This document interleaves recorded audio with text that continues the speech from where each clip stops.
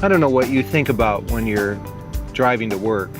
Oftentimes I'm consumed with the projects in front of me, the conversations, sometimes the conflicts, the issues, the concerns, the fears, and I tend to get wrapped up in the seen world, and I tend to leave Jesus behind. I tend to get so focused on the things that I'm doing that I miss Him entirely. Of course, my problem is not that I'm too busy. It's never that I'm too busy. It's just that I'm too self-absorbed. And I had one time a whole season, maybe a year or more, where I was so consumed with the seen world, I just connected with Him a few moments every day. It's a very unsatisfying life, but God gave me a fresh start.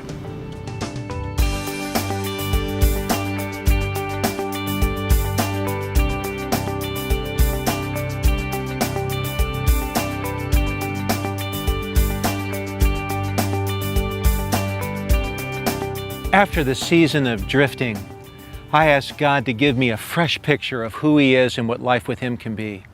I wanted to have a fresh start, and I know that God is eager to give them.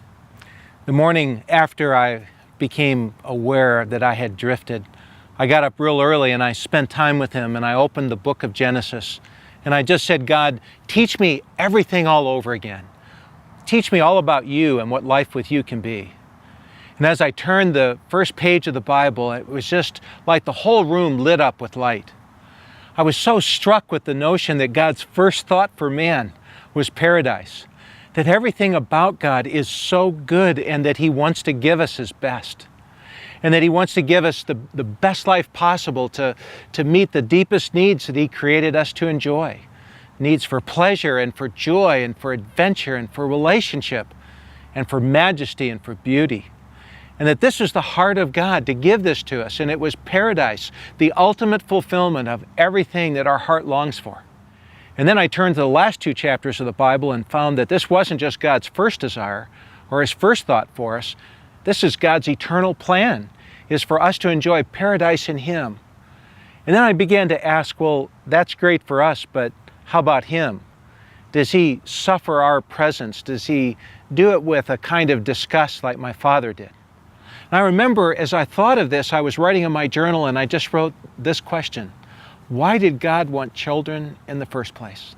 A God who could see everything about us and knew everything we would say and do and think.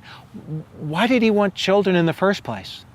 And I began to reflect on my love for my children, and it became very clear that there was a parallel, a very shallow parallel. I'm certainly like a speck of dust compared to the universe in my love for my children and God's love for His children.